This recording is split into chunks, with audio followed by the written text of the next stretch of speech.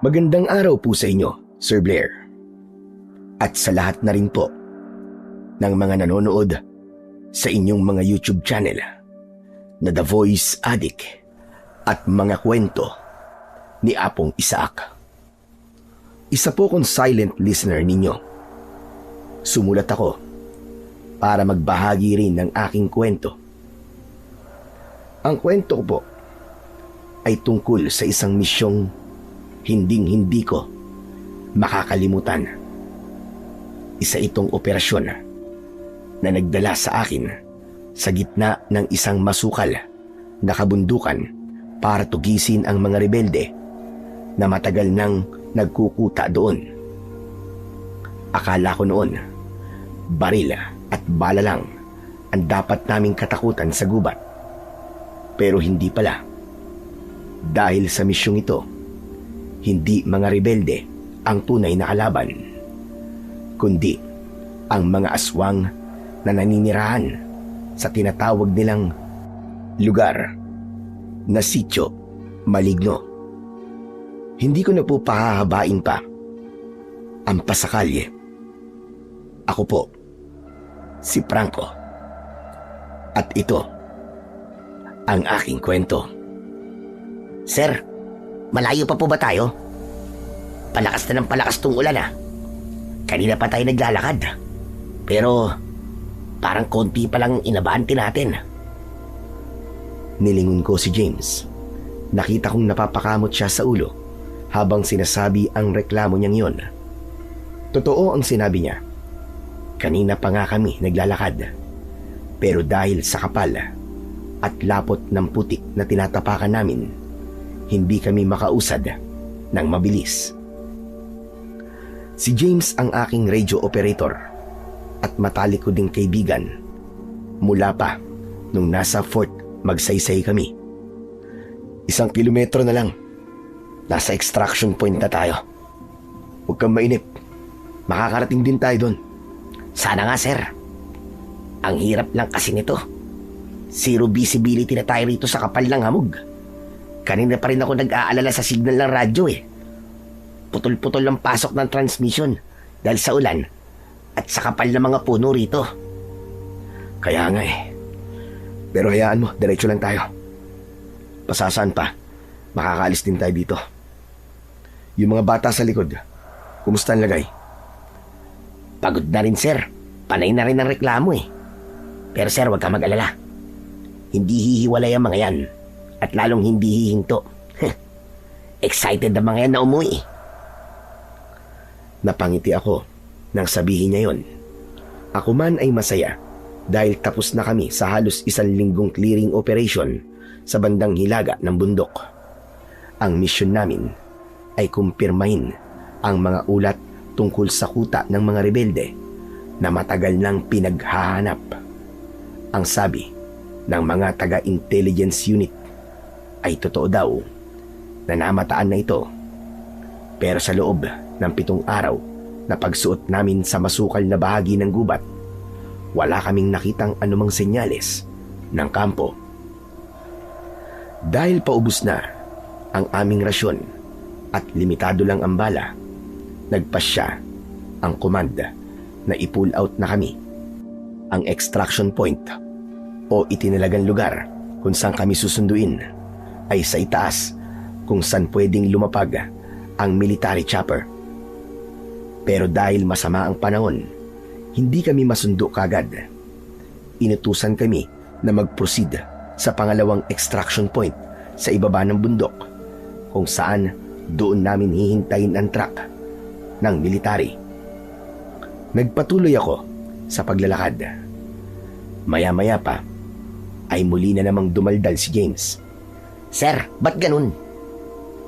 Parang may mali sa misyong ito. Yung mga asset natin sa ibaba, halos ayaw magsalita nung nagtatanong tayo. Kung hindi limitado ang sagot, umiiwas sila ng tingin. Pakiramdam ko, may kinatatakutan sila dito sa itaas Napansin ko rin yan. Pero tapos na ang misyon natin Napatunayan na natin na wala namang kampo doon sa Ilaga. Ang mabuti pa, itikom mo na yung bibig mo at mag-focus ka sa pagbaba. Importante din na maging alerto tayo. Gusto kong makabalik sa base ng buo ang tropa. Pasensya na, sir, ha? Hindi na ako sumagot.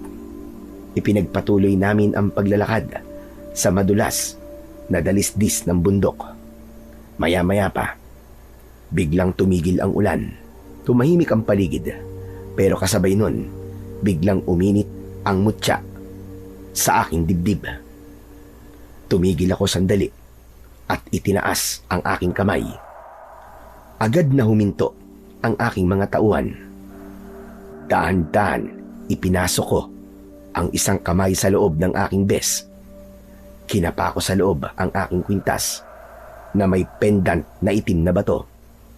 Ito ang mutya na ibinigay sa akin ng lola kong albularyo. Sir, okay ka lang ba? Hindi. May masama akong kutob eh. Maging alerto kayo ha. Dahan-dahan kong ibinaba ang safety lock ng M16 ko. Masyadong tahimik at sa gitna ng katahimikan yon, may narinig kaming kakaibang tunog. Ano yun? Narinig mo ba yun? Bago pa ako makasagot, isang matinis na sipol ang nagmula sa itaas at kasunod nito, pinaulanan na kami ng bala ng mga taong nasa itaas. Agad akong nagdive patungo sa likod ng isang malaking puno. Ambush! Cover! Humanap kayo ng cover! Agad kong tinignan ang isa sa mga kasama ko. Nakahinga ako ng maluwag at natuwa nang makitang ayos lang sila. Pero ang tuwang yon ay agad na palitan ng kaba nang maisip kong dehado pala kami sa posisyon. Mabilis at magulo ang sumunod na sandali.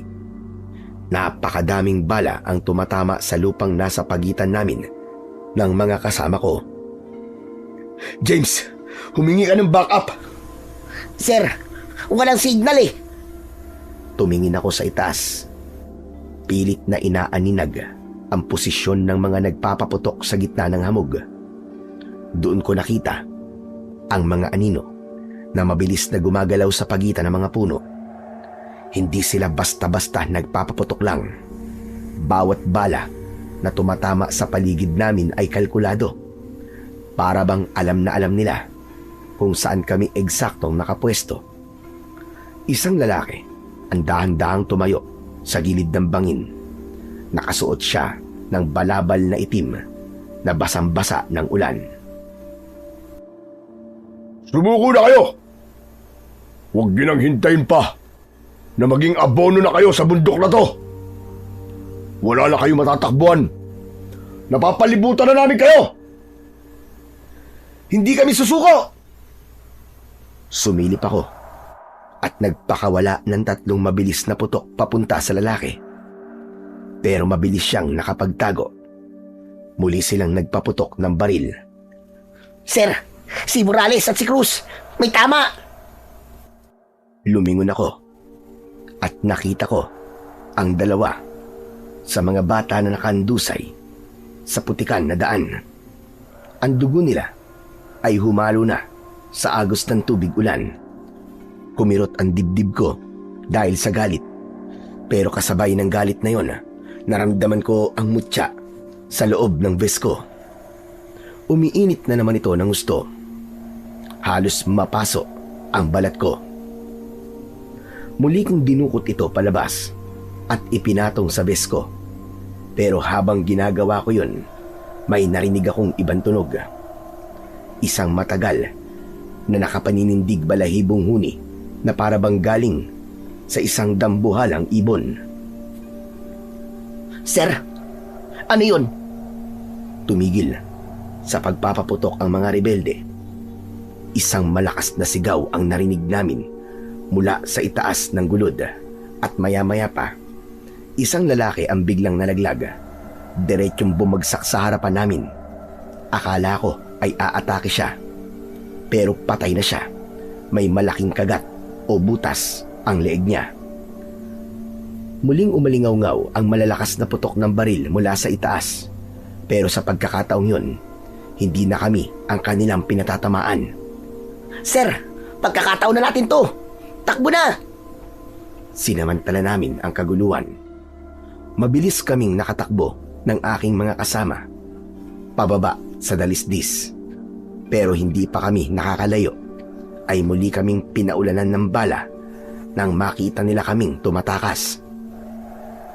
Isa-isang natumba ang mga tauhan ko. Ang kaninang 7 pa na sundalong kasama ko ay mabilis na nabawasan hanggang sa kami na lang ni James ang natira. Wala kaming nagawa kundi ang muling magtago sa likod ng puno. Sir, wala na sila. Tayo na lang. Sumuko na kaya tayo. Ayoko pang mamatay, sir. Malapit ng mga nakamisis ko eh. Panganay pa naman yun, sir. Gusto ko pa silang makita. Makikita mo sila, James. Pinapangako ko yan sa'yo. Pero hindi tayo susuko dito kahit anong mangyari. Pero, sir, sa gitna ng depresyon ni James, lalong humigpit ang kapit ko sa aking baril. Hindi ko matanggap ang sinasabi niya. Hindi kami pwedeng sumuko sa mga taong pumatay sa mga tauhan ko. Tinignan ko siya.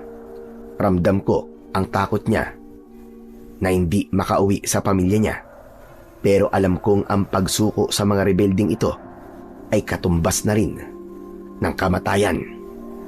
Huwag kang panghinaan ng loob. Lalabas tayo sa gubat na to. Maniwala ka sa akin. Hindi na ako naghintay ng sagot niya. Bigla akong sumilip at itinutok ang baril sa 2 rebelde na dahan-dahang bumababa. Kampante silang naglalakad dahil akala nila ay wala na kaming lakas lumaban. 2 putok ang pinakawalan ko. Ang una ay tumama ng diretso sa dibdib ng rebelding nasa unahan. Gumulong ito pababa sa matarik na bahagi ng bundok. Ang pangalawa naman, bago pa man makapag-react, ay tinamaan sa leeg. Bumagsak siya ng nakasubsob sa putikan ng isay habang mabilis na umaagos ang dugo sa paligid niya. Dahil sa 2 napatay ko, pansamantalang natigilan ang ibang rebelde sa itaas. Pero yun ang hudyat ng mas mainit pang labanan. Umulan ng bala sa kinaroroonan namin ni James. Sir, anak ng putya. Wala na akong bala. Umigting ang pangako nang marinig ko yun. Muli akong nagpaputok sa itaas pero maya-maya lang naubos na rin ang bala ko. Tumingin ako kay James. Sugatan na rin siya. May tama na siya sa balikat at halos hindi na maiangat ang braso niya. Bakas sa mukha niya ang labis na takot at kawalan ng pag-asa. Naramdaman ko ang pagtulo ng luha ko. Hindi dahil sa takot, kundi dahil sa bigat ng loob ko para sa mga tauhan ko at para sa kaibigan kong nasa harap ko ngayon. Pinanghihinaan na rin ako ng loob, pero ayokong makita yon ng kaibigan ko. Dahan-dahan kong kinuha ang bonnet sa bulsa ng vest ko. Isinuot ko ito at hinila pababa para takpan ang buong mukha ko. Maliban sa aking mata, sa likod ng telang yon, hinayaan kong pumatak ang luha na kanina ko pa pinipigilan. Kahit paano ay naitago ko ang emosyon ko. Pare, makinig ka. Walang susuko hanggat tumihinga tayo. Lalaban tayo. Tumango si James sa akin. Sabay naming binitiwan ang aming mga baril na wala ng silbi dahil ubos na ang bala. Inilabas niya ang kanyang combat blade. Ilalabas ko din sana ang sa akin, pero isang matigas na puluhan ng rifle ang malakas na humampas sa likod ng ulo ko. Nagdilim ang lahat. Ang huli kong narinig ay ang malakas na sigaw ni James at isang putok ng baril bago bumagsak ang katawan ko sa lupa. Ilang sandali pa, bigla kong nagkamalay. Naramdaman ko ang 2 malalaking kamay na nakahawak sa magkabila ang balikat ko. Marahas nila akong kinakaladkad paakyat. May magaspang at mabahong sako na nakataklob sa aking ulo. Dahilan para lalo akong kapusin ng hininga sa loob ng suot kong bonnet. Sinubukan kong igalaw ang mga kamay ko, pero nakatali ito. Saan niyo ako dadalhin? Pakawalan niyo ako! Aba, mabuti naman at gising ka na. Huwag kang masyadong malikot. Malayo-layo pa ang aakyatin natin. Baka gusto mong kaladkarin kita ng patiwarik. Wala akong pakialam kung ano gusto niyo gawin sa akin. Pero nasaan ang kasama ko? Nasaan ang kasama ko? James! James! Huwag mo nang hanapin ang patay na. Ikaw lang ang binuhay namin. Maswerte ka kasi opisyal ka eh. Gusto ni Commander na makausap ang isang katulad mo. Walang hiya kayo. Mga hayop! Bakit nyo ginawa to? Nagtanong ka pa? Natural. Sundalo kayo. Rebelde kami. Magkalaban tayo, di ba? Anong aasahan mong gagawin namin sa inyo? Pero wala kami ginawang masama sa inyo. Pauwi na kami. Bakit kailangan nyo pa kaming i-ambush? Manahimik ka! Hindi ko kailangan magpaliwanag sa'yo, Lechika. Sige! Hatakin nyo yan! Hayop ka! Kung sino ka man, humanda ka dahil papatayin kita! Papatayin ko kayong lahat! Pakawalan nyo ako! Pakawalan nyo ako! Isang malakas na sipa sa tagiliran ang nagpatahimik sa akin hanggang sa napasubsob na ako sa putikan. Dahan-dahan lang ha! Baka mamatayan! Hindi pa pwede yun. Dapat yan makita ng buhay ni Commander. Pinulot nila ako at muling kinaladkad. Nagpatuloy kami sa aming paglalakad. Ramdam ko ang pagtirik ng daan. Tapos ay lumulubog pa ang mga paa namin sa putik. Bilisan natin! Sumagot ang isa sa mga kasama niya. Halatang takot ito at nanginginig ang boses. Sabi niya, parang may nakatingin daw sa kanila. Nagbulungan din ang ibang mga rebelde. Kailangan daw nilang makarating sa kuta nila bago pa tuluyang dumilim. Kailangan daw nilang makalapit sa kanilang commander dahil ito lang ang tanging tao na makapagbibigay sa kanila ng proteksyon. Hindi malinaw sa akin ang pinag-uusapan nila, pero bigla akong kinabahan. Parang medyo nahihigingan ko ang ibig nilang sabihin. May kinatatakutan sila sa itaas ng bundok na yon at alam ko, hindi yon mga sundalo. Samantala, pagkalipas ng ilang minutong paglalakad sa putikan, naramdaman ko ang pagpatag ng lupa at huminto ang mga yabag. Nandito na tayo. Dalhin nyo na yan sa gitna.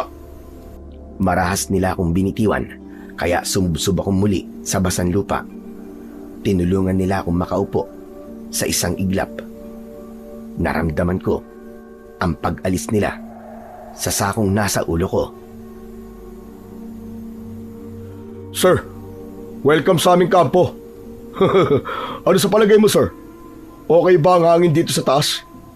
Nag-e-enjoy ka ba sa view? Huwag mo akong maser-ser dyan. Hindi kita tauhan. Mga duwag kayo. Mga hayop. Matatapang lang kayo dahil nakapwesto kayo ng maayos. Wala kayong alam kundi ang manambang. Hindi nyo alam kung paano lumaban ng patas. Patas? Sa bundok na to walang patas-patas.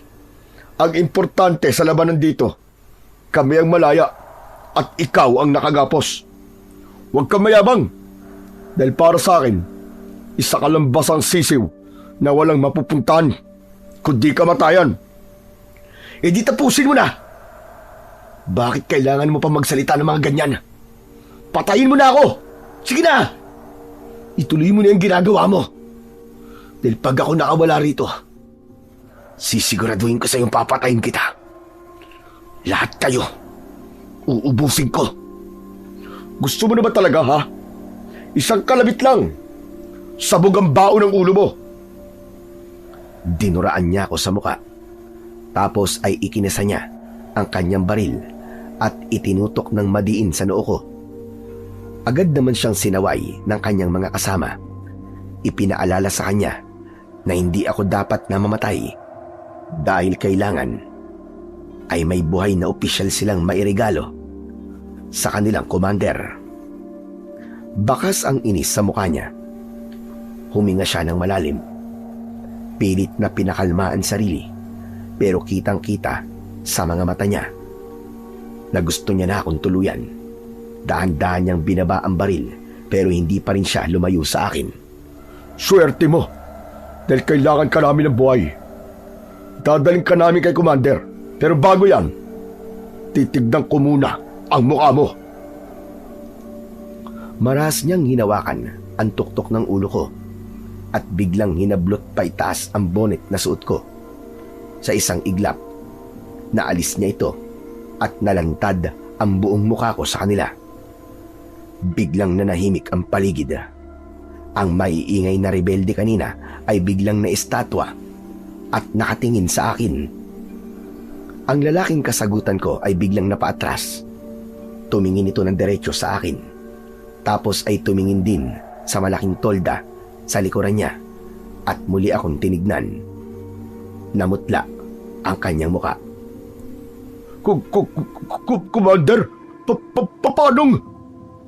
Lahat sila para bang nakakita ng multo nang makita ang totoo kong itsura. Pinakatitigan nila ako. Halos hindi kumukurap ang kanilang mga mata. Para silang takot at lito. Ano ba kayo? Bakit niyo ba ako tinitignan ng ganyan? Ano ba problema niyo? Imbis na sumagot, lalong napaatras si Elias nang dumapo ang tingin niya sa kwintas ko. Napansin ko rin na nanginig ang kanyang mga kamay. Ano bang kaguluhan yan? Kanina ko pa kayo naririnig Ang iingay ninyo. Lumabas ang isang lalaki sa malaking tolda. Nakasuot siya ng patig na jacket na kupas na ang kulay. Doon parang tumigil ang mundo. Hindi ako makapaniwala sa nakita ko. Ang mukha niya at ang mukha ko ay iisa. May konting diferensya lang. Mas malaman siya ng konti at mas moreno ang kanyang balat kumpara sa akin. Pero ang mukha, iisang hulma. Magkamukhang magkamukha talaga kami. Maging siya ay natigilan. Nabitiwan niya ang hawak niyang baso at nanatiling nakatitig sa akin ng matagal.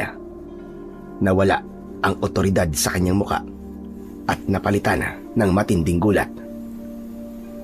Franco? Franco, ikaw ba yan? Dante? Ako nga.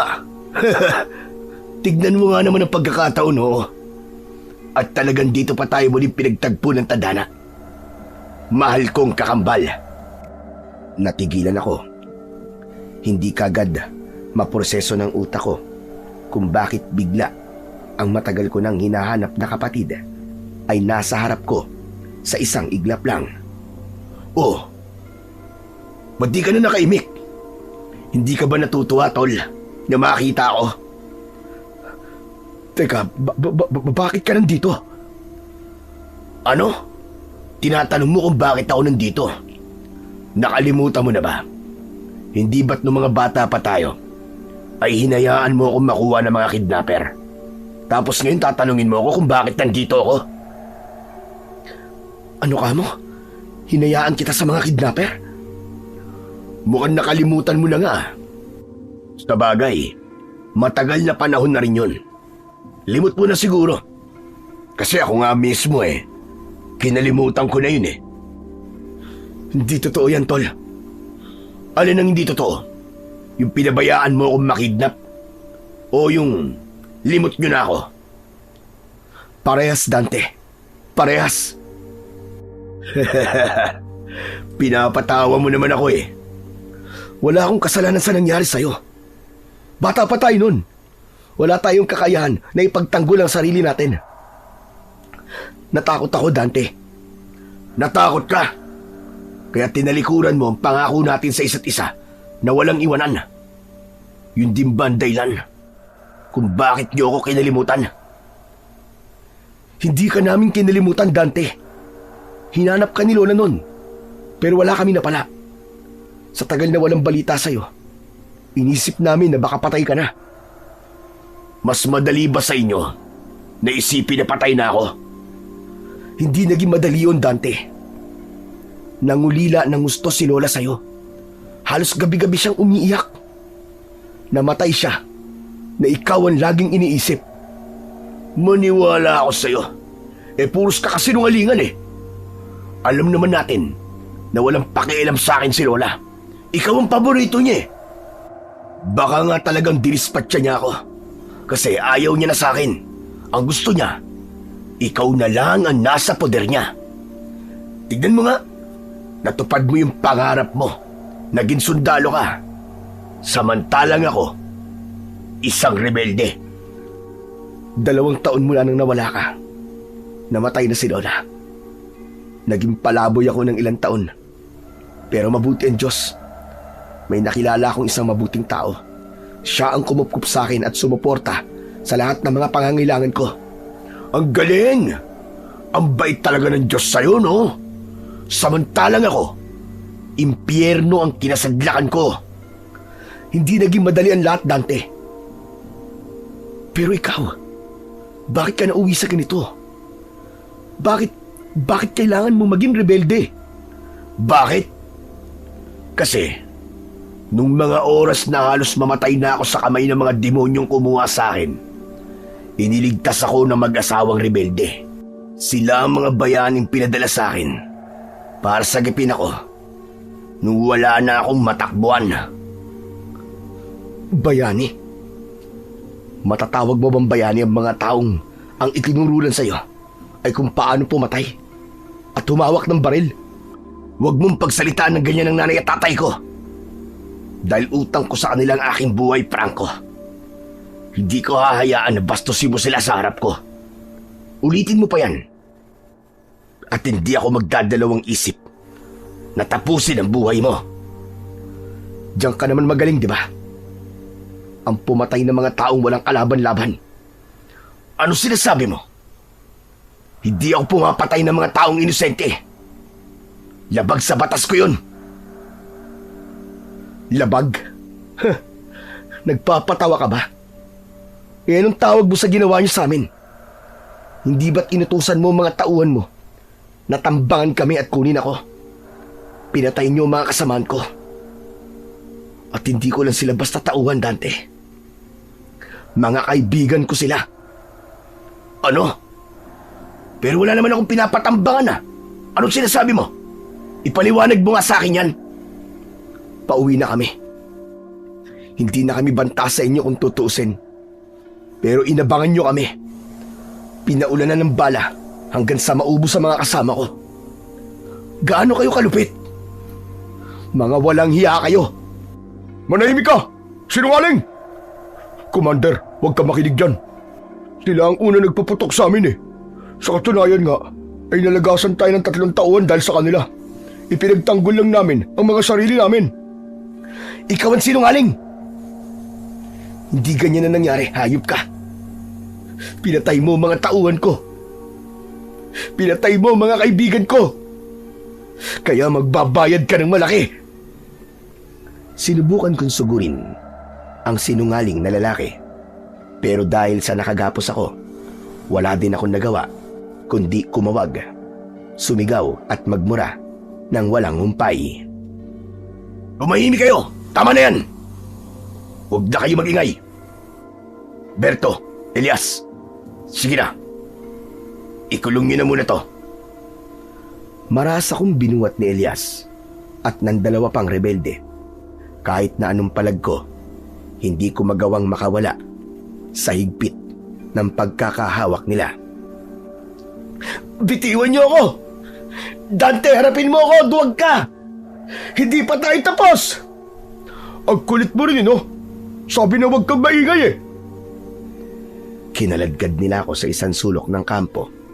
Doon, sa may mismong bukana ng tarangkahan, may nakatayo roong maliit na kulungang gawa sa matitigas na kawayan na pinatibay pa ng mga nakapaikot na alambre.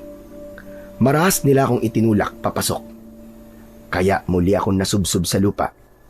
Tapos ay ikinandado nila ang pinto gamit ang makapal na kadena.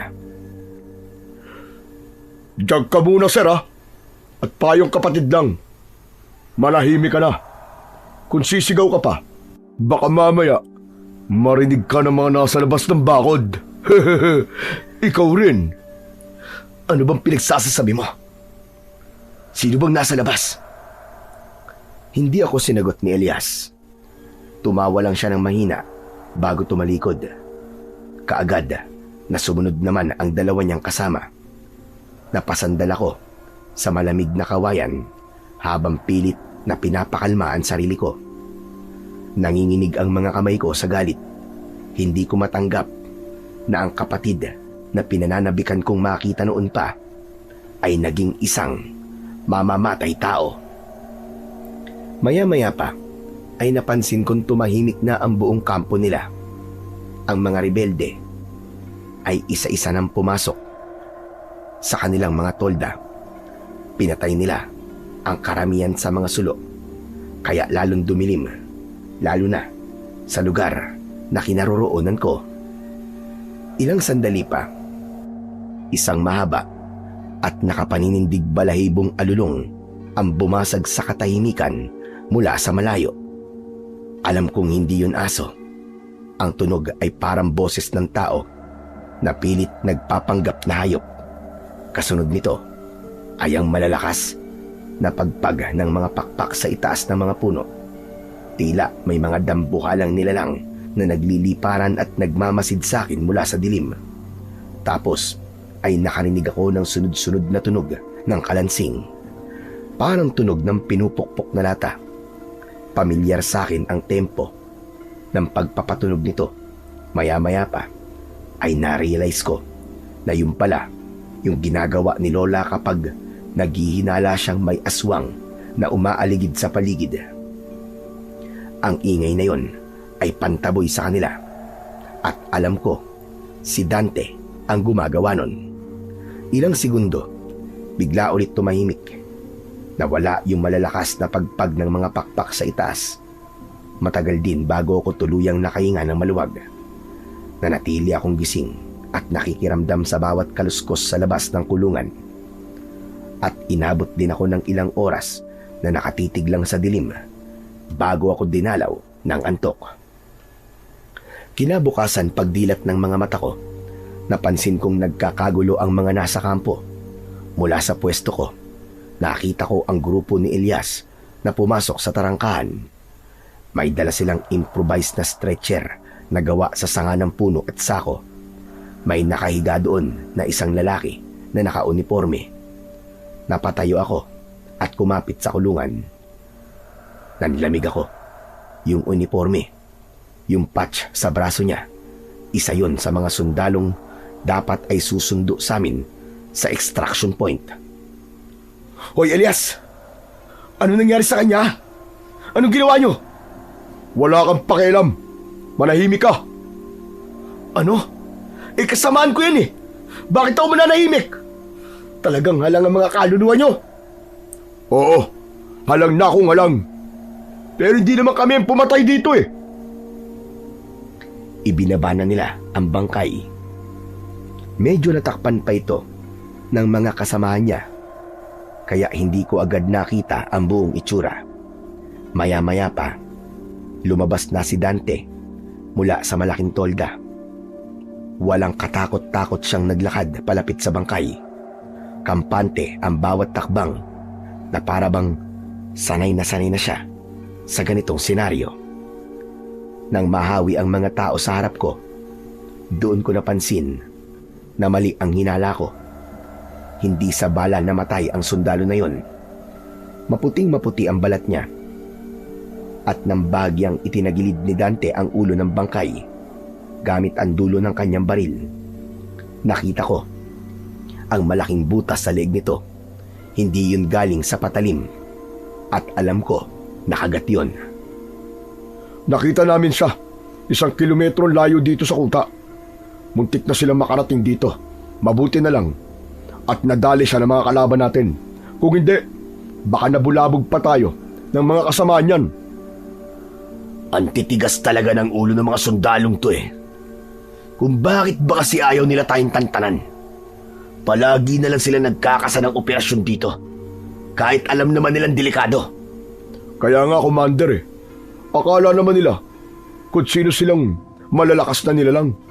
Wala naman silang binatbat Mga naka-uniforme nga. Pero lampa naman pagdating dito. Akala siguro nila maililigtas sila ng mga bala na bitbit nila. Masyado silang kampante sa baril. Hindi nila alam na dito sa bundok na to, walang silbi ang bala lang. Tatawanan lang sila ng mga aswang. Pero paano po kapag mas marami pang sundalo ang dumating? Siguradong mag-aalugog ang mga yan kapag hindi nakabalik ang patrol nila. Mas mabuti yun. Hayaan mo mag-ubusan ang mga sundalo at mga aswang sa labas. Hanggat abala ang mga hayop na yan sa pagkain sa mga sundalo, hindi sila magtatangkang pumasok dito sa atin. Basta tayo, mananatili tayo dito sa loob ng bakod. Sa bagay, Commander, mas pabor nga sa atin yun. Bawas kaaway, bawas abala. Tama. O siya, sige na. Ilibing nyo na yan. Huwag nyo nang patagalin dito at baka bumaho pa. Lalong maglalaway ang mga aswang. Siguraduhin nyo ring malalim ang hukay para hindi hukayin ng mga yan mamayang gabi. Naglakad palayo si Dante habang si Elias naman ay nagsimula ng mag-utos sa mga kasamahan niya. Naiwan ako nakatitig sa bakanting lupa kung saan kanina lang ay naroon ang kapwa ko sundalo. Parang binuhusan ako ng malamig na tubig. Lahat ng galit ko napalitan ng kilabot. Doon ko napagtanto ang lahat. Yung alulong, yung pagaspas ng mga pakpak, at yung ingay ng mga lata na narinig ko kagabi. Totoo ang hinala ko. May aswang nga sa paligid. Hindi lang pala mga rebelde ang nandito sa bundok na ito. Mas matindi pa palang kalaban ang naghihintay sa dilim. Kaya pala ganun na lang ang pagmamadali nila na hindi abutan ng dilim sa labas. Inobserbahan kong mabuti ang buong kuta. Ngayon ko lang napansin ang kakaibang depensa nito. Ang bakod ay gawa sa matitigas na kawayan na pinatulis ang mga dulo at pinahiran ng malapot na dagta. Sa pagitan ng mga kawayan, may nakapulupot na makapal na alambre na sinabitan nila ng maliliit na batingaw at piraso ng tanso. Kapag umiihip ang hangin, lumilikha ang mga ito ng matinis na tunog. Pero ang mas nakapagtataka, may mga nakasabit na buntot ng pagi sa bawat poste. Mga bagay na sabi ni Lola ay panakot daw sa mga aswang. Doon ko unti-unting naintindihan, ang kutang ito ay hindi itinayo para sa gera ng tao laban sa kapwa-tao. Ginawa itong kanlungan laban sa kung anong masama sa labas. Ito ang tanging ligtas na lugar sa parting ito ng bundok. Pero kailangan kong makasiguro. Kailangan kong malaman kung ano ba talaga ang itinatago nila rito. Samantala, ilang sandali pa ay nakita kong muling lumabas sa kanyang tolda ang aking kakambal. Seryoso ang mukha niya. Lumapit siya sa akin at iniabot ang plato na may lamang kanin at tuyo. Umupo siya sa tapat ko, sumandal sa poste ng kawayan. Dante, seryoso, anong meron dito? Tungkol saan ba ang tinatanong mo? Huwag ka na magpaligoy-ligoy pa, Dante. Alam kong alam mo kung anong tinatanong ko sa'yo. Sabihin mo sa akin ang lahat. Oo na, sasabihin ko na. Alam mo, nandito kami sa bundok na to para magbantay. Doon sa pinakatuktok, Franco, may tinatawag doon na Sitio Maligno. Yung aswang na tumira sa sundalo kanina. Doon galing yun.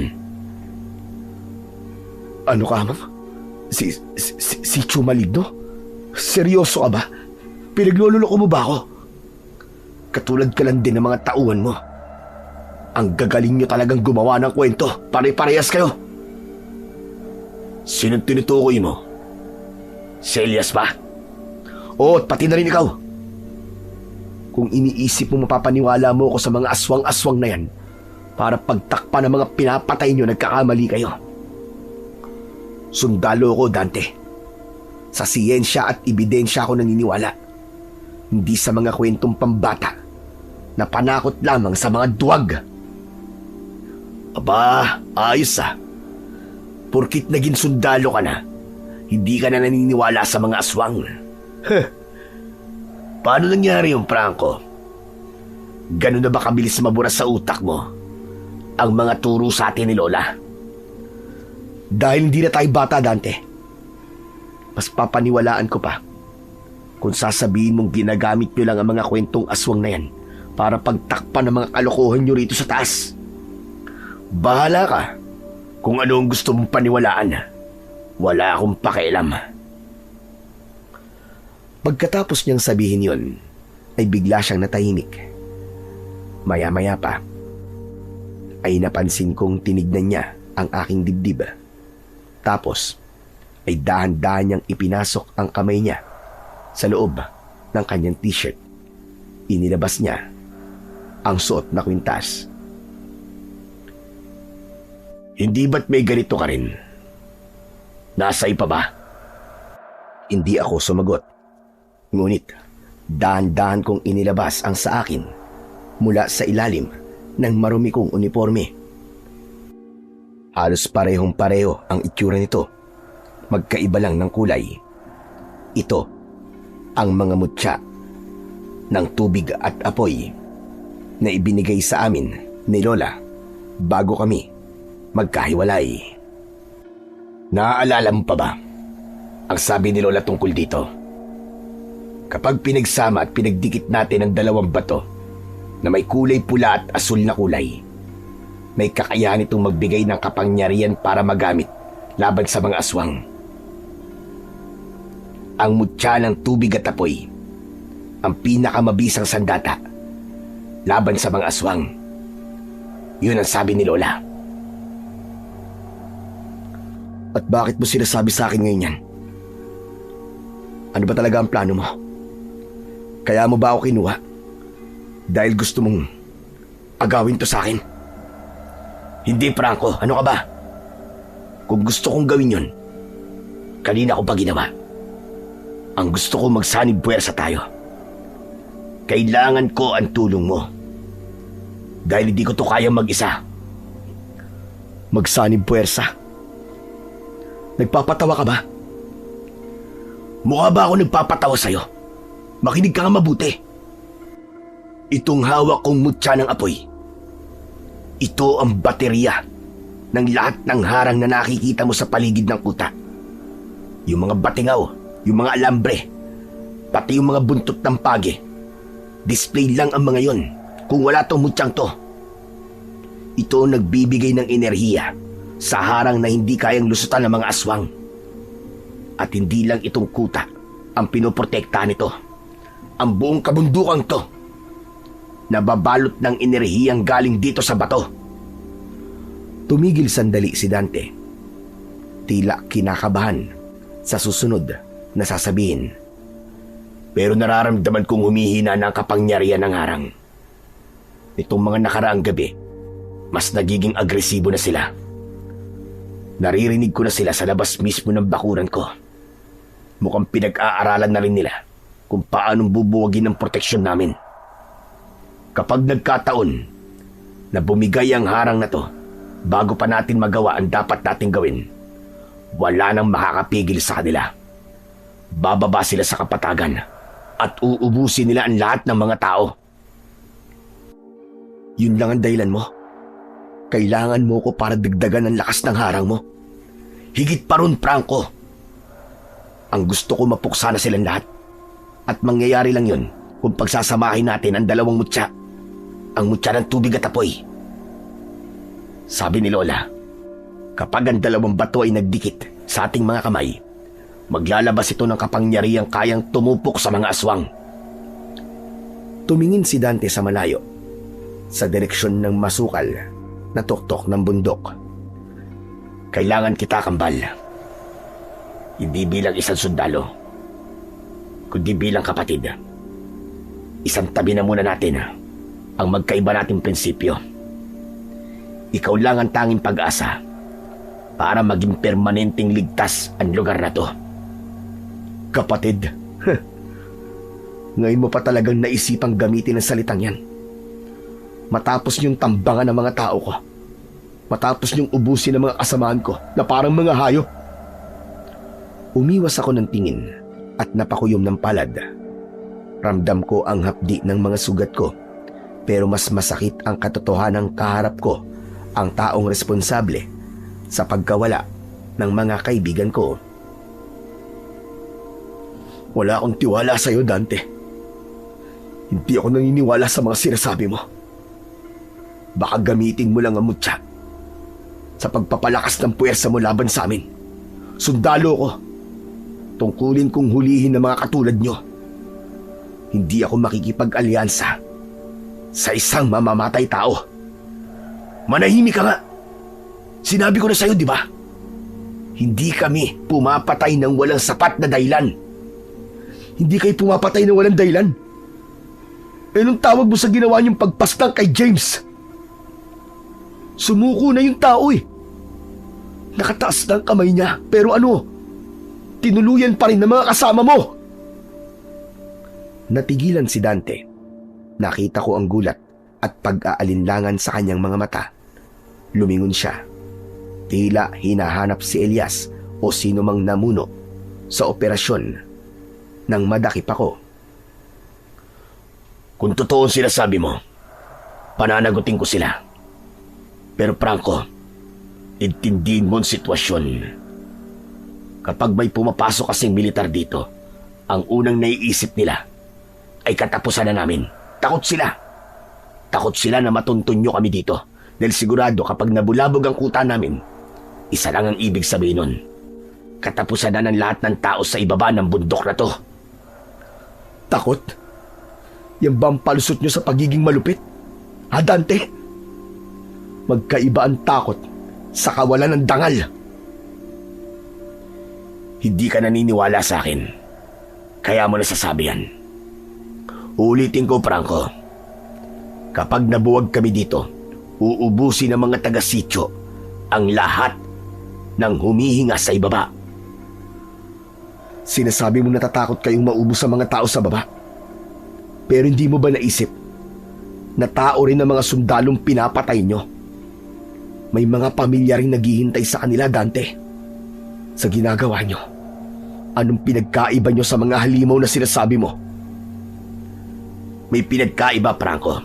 Dahil pumipili kami ng buhay na isasakripisyo para sa nakararami.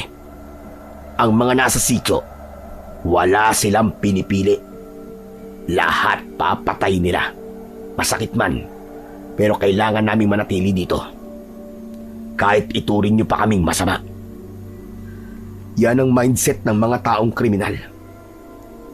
Yung kayo na yung nakakagawa ng masama, kayo pa'y nagpapabiktima. Ganyan ba ang itinuro sa'yo dito? Ang pumatay ng kapwa mo tao, tapos sasabihin mong para sa nakararami yun?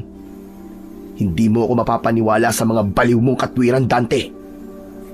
Kung di ka maniniwala, lahat tayo rito mamamatay. Yang mga harang na nakikita mo, manghihina yan.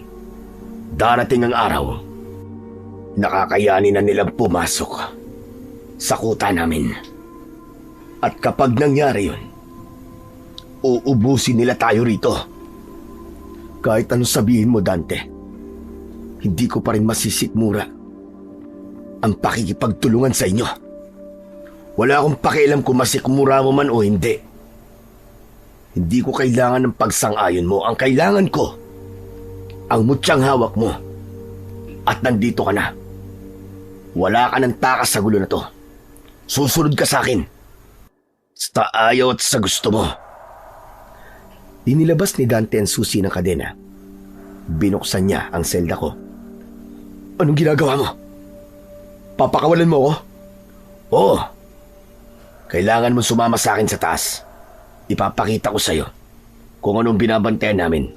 Titignan natin kung kakayanin ng lohika mo ang makikita mo sa sitio maligno. Malapit na sana niyang mabuksan ang kulungan, pero biglang dumating si Elias. Madilim ang mukha niya at mabilis na itinutok sa akin ang baril. Commander, ano ginagawa niyo? Naiibang na ba kayo? Delikado ang balak niyo!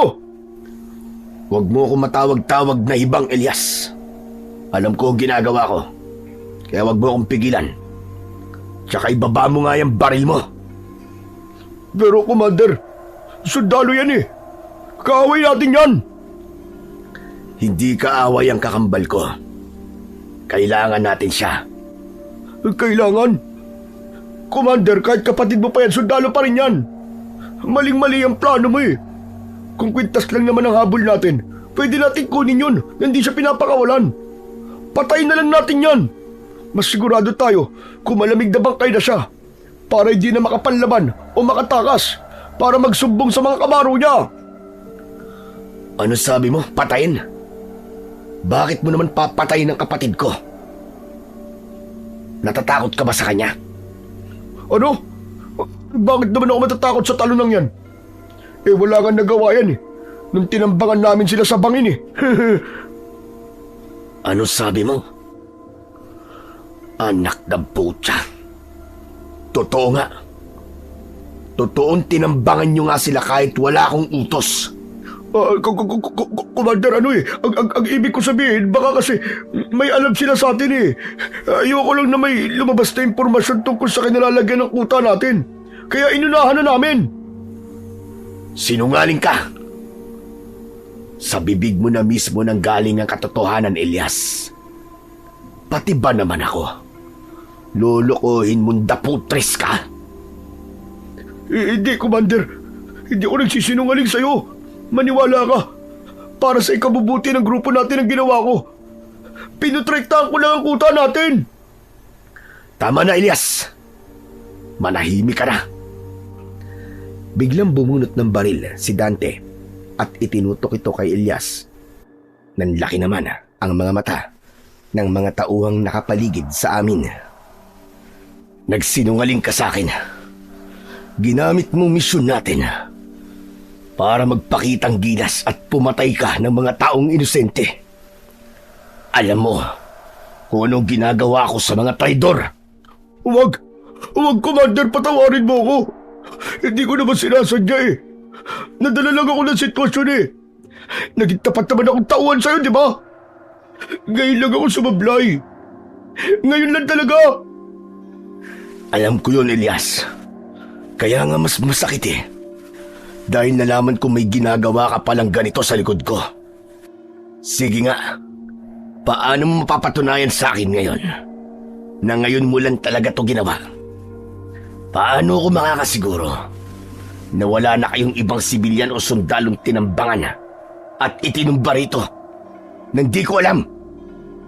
Hindi makasagot si Elias. Ang kanyang mga mata ay pabalik-balik ang tingin sa paligid, tila naghahanap ng kakampi. Lumingon siya sa kanyang mga tauhan sa likuran, pero pawang nakayuko lang ang mga ito at hindi makatingin ng diretso kay Commander Dante. At nakuha mo pa talagang lingunin ng mga bata mo? Ibig sabihin, may ginagawa nga kayong kabalbalan sa likod ko. Mga hudas kayo. Akala ko ba nagkakaintindihan tayo?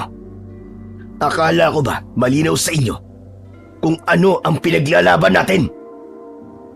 Sa sobrang galit, mabilis na binunot ni Dante ang kanyang baril at nagpakawala ng isang putok sa ere. Umalingaw-ngaw ang putok sa buong kuta, sapat para makuha ang atensyon ng lahat. Agad na kumilos ang mga loyal na tauhan ni Dante. Pinalibutan nila ang grupo ni Elias at tinutukan ng mga armas. Tipunin niyo ang mga yan sa gitna. Disarmahan niyo ang mga hayop na yan. Turuan niyo sila ng leksyon. Bugbugin niyo hanggang sa magtanda. Saka niyo kaladkaring palabas ng kuta. Commander, parang awa niyo na! Commander! Huwag naman ganito! Saan naman kami pupunta? Wala akong pakialam. Walang lugar dito mga katulad yung naghahari-harian at pumapatay ng mga walang kalaban-laban. Binaboy niyo ang ideolohiyang pinaglalaban natin. Hinablot ng mga tauhan ni Dante ang mga armas nila Elias. May ilang pumalag pero agad silang sinikmuraan at pinagsusuntok hanggang sa mapaluhod sa lupa. Kinaladkad ng mga tauhan ni Dante ang grupo ni na Elias patungo sa malaking tarangkahan ng kuta. Pagdating sa bungad ay marasyang itinulak sa masukal na damuhan. Commander, huwag naman pong ganito! Paano kami mabubuhay sa labas ng walang armas? Alam niyo naman kung anong meron sa labas, di ba? Maawa ka naman! Gamitin nyo yung galing nyo sa pananambang. Di ba mahusay kayo doon? Sige na, lumayas na kayo bago pa magbago ang isip ko at ipapatay ko kayong lahat. Agad na tinutukan ni Berto at ng iba pang mga rebelde sina Elias. Ang mga daliri nila ay nakaamba na sa gatilyo, handang magpaputok sa isang kumpas lang ni Dante. Mula sa loob ng aking kulungan, tinignan ko si Elias at hindi ko napigilang mapangisi at mangasar. Ano pang hinahantay nyo? Takbo! Sa takot mamatay sa bala, wala silang nagawa kundi ang piliting tumayo at maglakad kahit pasuray-suray. Huminga ng malalim si Dante nang wala na si Elias. Tapos ay lumingon siya sa akin. O yan, wala na mga kaaway mo ah. Pero wag mong iisipin na ginawa ko yon para sa'yo. Ginawa ko yon dahil ang kampong ito ay para sa mga taong may prinsipyo. Ngayon, dahil nabawasan na kami ng tao, medyo humina na ang depensa namin. Hinarap niya ako ng diretsyo at tinignan ng mata sa mata. Ilalabas na kita dyan. Doon ka na muna sa tolda ni Elias. Magpahinga ka at magbihis ka na din para maging komportable ka. Mamayang gabi, pupunta tayo sa Sitio Maligno para mapatunayan ko sa yung hindi ako nagsisinungaling. Sige, pakawalan mo ako. Pero wag mong aasahan na makikipagtulungan ako sa'yo. Sa paningin ko, isa ka pa ring traidor sa bayan. Bahala ka na nga kung yun ang gusto mong isipin. Sige, kung gusto mong umalis, umalis ka. Yun ay kung kaya mong takasan ang mga tauhan ko na nasa labas. At kung sakali mang makalusot ka sa kanila, bahala ka na sa buhay mo. Pero isa lang ang sinisigurado ko sa'yo, Franco. Hindi ka makakalabas ng bundok na to ng buhay. Matapos niyang sabihin yun, tinalikuran niya na ako. Pumasok na siya sa kanyang tolda. Samantala, dahan-dahan naman akong humakbang palabas ng aking kulungan. Ngunit paglabas ko pa lang, agad na ikinasa ng mga rebelde ang kanilang mga baril at tinutok ito sa akin. Alam kong wala akong laban sa ngayon. Isa lang ako at sugatan pa, habang sila naman ay armado at kabisado ang bawat sulok ng lugar. Kaya ngayon, imbis na lumaban o makipagmatigasan, hinayaan ko na lang sila na ihatid ako sa toldang sinasabi ni Dante. Ang toldang ito ay dating pagmamay-ari ni Elias. Agad akong naghanap ng pamalit na damit. Kailangan kong ayusin ang sarili ko. Kailangan ko ding magpahinga at magpalakas para mamaya, kapag ayain ako ni Dante sa Sitio Maligno, may lakas ako para tumakas. Kinagabihan, naghintay ako sa pagsundo ni Dante pero hindi siya dumating. Dahil sa kuryosidad, sumilip ako sa labas ng tolda. Nagtaka ako Dahil sobrang tahimik at wala ring bantay, sinamantala ko ang pagkakataon. Mabilis akong naglakad hanggang sa tarangkaan at dahan-dahan itong binuksan. Laking tuwa ko dahil sa wakas ay makakatakas na ako. Ngunit hindi pa ako nakakalayo nang biglang uminit ang kwintas ko. Sa isang kisap mata, may sumulpot na malaking nilalang sa harap ko. Agad itong sumugod at kinalmot ako. Mabuti na lang at nakaiwas ako ng kaunti. Pero nahahablot pa rin ng matatalim niyang kuko ang balikat ko.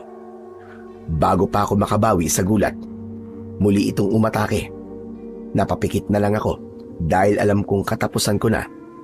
Pero biglang may narinig akong sigaw. Pagmulat ko, nakita ko si Dante at ang mga tauhan niya na papasugod. Sila na ang humarap sa nilalang. Walang takot na lumaban si Dante hanggang sa masaksak at mapatay niya ang aswang. Hingal na hingal si Dante habang pinupunasan ang dugo sa kanyang patalim. Nilapitan niya ako at tinignan ang dumudugo kong balikat. Yun na nga ba't sinasabi ko sa'yo, Franco eh. Siguro naman maniniwala ka na sa akin. Muntik ka na doon. Kung di kami dumating, baka sinipsip na ng aswang ang dugo mo. Hindi kaagad ako nakasagot. Nakatingin lang ako sa bangkay ng nilalang na muntik nang pumatay sa akin. Hindi nga nagsisinungaling si Dante at hindi rin ako nagkamali sa kutob ko. Totoo ngang may aswang sa bundok na yon. Akala mo siguro ganun lang kadali tumakas dito, no? Hindi, Franco. Ang totoo niyan, alam ko talagang susubukan mong tumakas. Sadyang hinayaan lang kitang lumabas para makita mismo ng dalawang mata mo ang katotohanan. Ngayon nakita mo na. O sige, malaya ka na. Makakaalis ka na kung gusto mo. Pero wag mo nang asahan na ililigtas ka pa namin sa susunod. Huminto si Dante at tinignan ang dugo ang balikat ko bago nagpatuloy. Pero kung sakaling magbago ang isip mo at gusto mo na makipagtulungan, sumunod ka na lang sa amin sa loob. Pumasok na tayo sa kuta dahil sigurado ako, mamaya lang, nandito na mga kasama niyan. Maaamoy nila yung dugo mo. Tinalikuran na ako ni Dante at nagsimulang maglakad pabalik sa loob ng kuta kasama ang mga tauhan niya. Naiwan akong mag-isa sa bukana ng tarangkahan. Hawak ang duguan kong balikat. Napabuntong hininga na lang ako. Wala akong mapagpipilian kundi ang sumunod sa kanila. Pagpasok ko, nakita ko si Dante na naghihintay malapit sa campfire. Tila alam niyang babalik din ako. Mabuti naman at di mo pinairal ang katigasan ng ulo mo. Halika, maupo ka rito. Gagamutin natin yung sugat mo. Pagkatapos ay mag-uusap tayo ng matino tungkol sa mutya at sa sitio maligno. Wala na tayong oras na dapat sayangin. Nakaupo ako sa harap niya. Kinuha niya ang isang basong may tubig at maingat na ibinuhos yun sa telang malinis. Nang idampi niya ito sa sugat sa balikat ko, nagulat ako. Agad na nawala ang kirot at sakit nito sa buong braso ko. May taglay na kapangyarihan ang tubig na pinagbabaran ko ng mutya. Kaya nitong linisin ng kagat o kalmot na may kamandag ng aswang. Matagal ko nang alam ang bisa ng mutyang nasa akin. Hindi lang si Lola ang naging impluensya ko. Yung mga taong kumupkup sa akin dito sa bundok, mga albularyo din sila. Sila ang nagturo sa akin ng lahat ng dapat kong malaman tungkol sa aking mutya. Dinigdan niya ako ng seryoso habang tinatapos ang paglilinis ng sugat ko. Ikaw, anong alam mo tungkol sa suot mong mutya ng tubig? Wala akong alam tungkol dito. Ang napapansin ko lang, umiinit to kapag may panganib sa paligid. Ganun ba? Huwag ka mag-alala dahil napag-aralan ko na rin ang mutya na hawak mo. Kinuha niya ang kanyang sariling mutya at ipinakita to sa akin. Alam mo bang Mas malakas sa mutyang hawak mo kaysa sa akin. Ang sa akin, pangdepensa at panggamot lang ang kaya nito. Pero ang sayo, may kakayahan yan na magpalakas ng anumang sandata na mahahawakan mo. Pero hindi lang yun. Tinitigan niya ako ng diretsyo nang makita niyang nakikinig ako.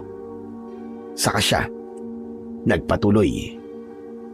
Kapag nagising na ang mutya mo, lalakas ang pandama mo. Bibigyan ka nito ng talas ng isip at kakaibang bilis na hindi kayang gawin ng ordinaryong tao. Franco, magkasundo na tayo. Kahit sa misyon lang na ito, ikaw lang ang susi para mapuksa ang mga aswang na yon. Napatitig ako sa kanya sa kabila ng lahat ng galit at pagdududa ko. Nakita ko ang sinseridad sa kanyang mga mata. Halatang desperado na siyang tapusin ang bangungot na kinakaharap nila. Napahinga ako ng malalim at dahan-dahang tumango. Sa pagkakataong ito, isasantabi ko muna ang prinsipyo ko. Gagawin ko ang alam kong mas makabubuti para sa lahat. Papayag na ako, pero may kapalit. Pagkatapos ng lahat ng to, bibigay mo sa akin ang kalayaan ko. Wala namang problema sa akin yun eh. Sabi ko naman sa'yo, di ba? Hindi kita kaaway. Kapag nalinis na natin ang sitio maligno, palalayain na kita. Hindi ko alam kung mapagkakatiwalaan ko ang salita ng isang rebelde. Pero sa puntong yun, wala naman akong ibang mapagpipilian. Sige na, magpahinga ka na muna. Bukas pagsikat ng araw, itutuloy na natin ang lakad natin papunta sa kuta ng mga aswang. Tumango ako at tumayo.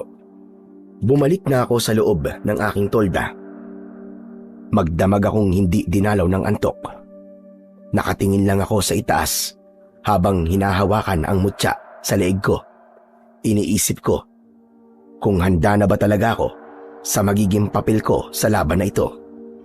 Kinaumagahan, bago pa man tuluyang sumikat ang araw, ay gising na ang lahat sa kuta. Abala na ang mga tauhan ni Dante sa paglilinis ng kanilang mga baril at pag-aayos ng mga kagamitan. Nilapitan ako ni Dante at iniabot ang isang Armalite. Oh, hetong sayo. Kinuha ko ang baril at tinignan ang kalidad nito. Wala itong pinagkaiba sa baril na ibinigay sa amin ng militar. Galing yan sa mga sundalo na dati namin nakainkwentro. Pasensya ka na. Nilabanan namin sila eh. Kasi natuntun nila ang lugar na ito. Nagipit lang talaga kami nun. Tinignan ko siya ng matalim. Masakit sa akin na malamang armas ito ng aking mga kabaro. Pilit kong kinalmaan sarili ko dahil alam kong hindi ito ang oras para sumbatan si Dante. Kaya ba nitong pumatay ng mga aswang? Kung ordinaryong baril at bala lang, hindi. Sugat lang ang aabuti nila. Pero hindi sila mapapatay. Eh wala naman palang silbi to eh. Anong gagawin ko rito? Pampatapang ng loob. Sige na, kunin mo na yan. Huwag ka mag-alala. Kapag gumana na ang mutya mo, tsak na magiging kapaki-pakinabang na yung armas mo. Ang enerhiya mo ang magsisilbing basbas sa mga bala niyan. Eh kailan ba magkakabisa tong mutyang hawak ko? Baka mamaya patay na ako, hindi pa rin gumagana to. Magkakabisa lang yan kapag tinanggap mo na ito ng buo, Franco. Kailangan magkaisa ang isip at puso mo. Hanggat may pagdududa ka at hanggat nilalabanan mo ang presensya nito, mananatili lang yung palamuti sa leeg mo. Kailangan mong maniwala na bahagi na yan ng pagkatao mo. Kapag naramdaman ng mutya na handa ka na, doon pa lang ito totoong magigising. Kailangan ko maniwala. Sige, susubukan ko. Iniwan muna ako ni Dante para makapag-isip. Muli kong pinagmasdan ang ibinigay niyang armas at sinimulan itong suriin. Nilinis ko na rin ang bawat parte nito at tinignan kung nasa kondisyon pa ba ang mekanismo at kung gagana pa ba ito sa oras ng bakbakan. Nang masiguro kong ayos na ang lahat, inilapag ko na ang armas. Maya-maya pa ay narinig ko na ang pagtawag ni Dante mula sa labas. Agad akong lumabas ng tolda. Laking gulat ko nang makita kong 3 lang pala kaming maglalakad. Si Dante, ako, at ang isa sa pinagkakatiwalaan niyang tauhan na si Berto. Tayo lang? Hindi ba sasama ang ibang tauhan mo? Hindi natin kailangan ng batalyon para sa misyong to. Mas madaling kumilos at magtago kung kakaunti lang tayo. E paano kung mabulilyaso tayo? Kaya nga tayo lang para iwas sa disgrasya. Di naman kasi tayo makikipaggera doon. Gusto ko lang ipakita sa'yo kung anong klaseng mga halimaw ang kalaban natin. Ano, handa ka na ba? Tara na! Tumango ako habang isinusukbit ang baril sa balikat ko. Nagsimula na kaming maglakad palayo sa kampo. Tinahak namin ang masukal na bahagi ng kagubatan paakyat. Maingat ang aming mga akbang. Binalaan ako ni Dante na huwag lumika ng kahit na anong klase ng ingay. Samantala, habang papaakyat kami sa pinakatuktok, napansin kong unti-unting nagbabago ang ihip ng hangin. Tapos, yung tinatahak naming daan, parang matagal nang hindi nadadaanan ng mga tao. Maya-maya pa, naramdaman ko na umiinit na ang aking mutya at yung init na yon ay gumagapang sa aking dibdib patungo sa aking mga kamay. Hinayaan ko lang ang init na balutin ako habang mahigpit ang hawak ko sa aking baril. Biglang huminto si Dante at nagbigay ng hudyat na magtago kami sa malaking bato. Nandito na tayo. Yan ang Sitio Maligno. Agad akong sumilip mula sa likod ng pinagtataguan namin. Laking gulat ko nang makitang isa pala itong maliit at payapang kuta. Ang lahat ng nakikita kong naroroon ay puro babae at hindi lang basta mga babae dahil lahat sila ay magaganda. Nakasuot sila ng mga simpleng damit. Tahimik ang lugar at parang wala namang anumang banta. Sila ba ang sinasabi mong mga halimaw? Mukha silang mga inosenteng sibilyan . Hindi sumagot si Dante. Sa halip, itinuro niya ang paanan ng bato kung saan kami nagtatago. Nakakalat doon ang mga puting bagay na halos matakpan na ng mga tuyong dahon. Noong una, akala ko mga bato lang o kaya ay kahoy. Pero nang titigan ko maigi, halos bumaligtad ang sikmura ko. Mga bungo at kalansay ng tao ang puting bagay na yon. Marami ito na nakatambak lang sa gilid na parabang mga basura. Huwag kang papalin lang sa ganda nila, Franco. Dahil ang mga yan, tulad ng demonyo, ang kanilang mga tunay na anyo. Muli akong sumilip sa kuta. Isang magandang babae ang lumabas sa isang kubo. Yan ang pinuno nila. Mag-iingat tayo. Malakas ang pakiramdam ng isang yan. Tumingin ako sa babae. Naramdaman ko ang kakaibang aura niya. Mukha nga siyang malakas at makapangyarihan.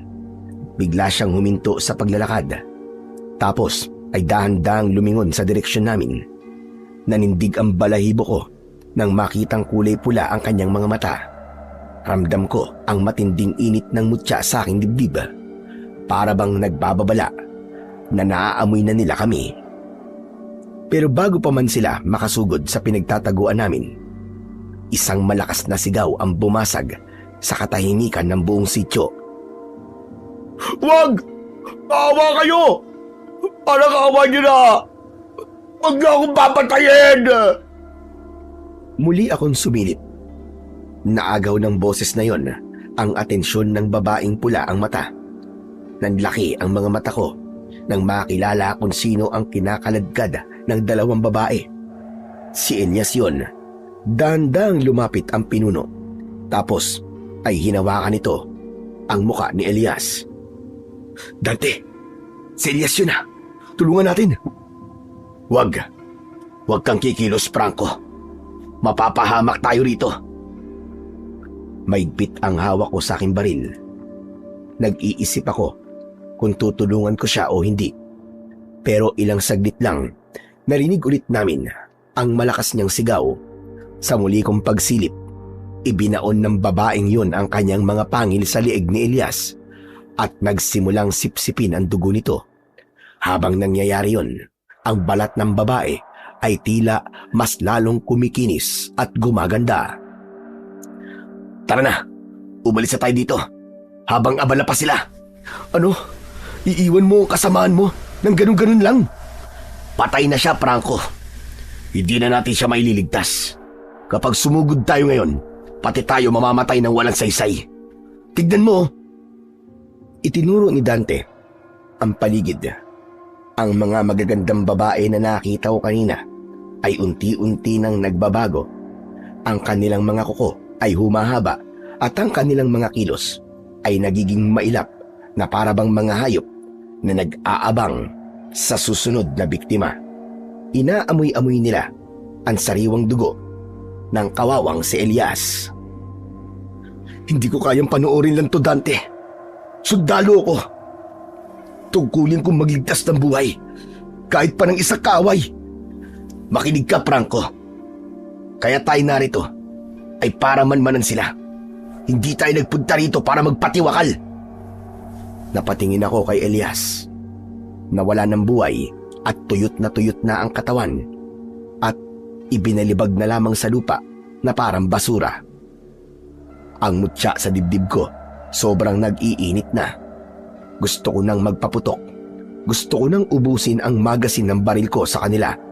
Pero bigla kong naramdaman ang higpit ng hawak ni Dante sa braso ko. Tara na! Pakiusap, tol! Hindi. Hindi ko matatanggap to, tol. Mga hayop sila. Mga demonyo. Oo na nga, alam ko demonyo sila. Kaya nga kailangan na nating umalis.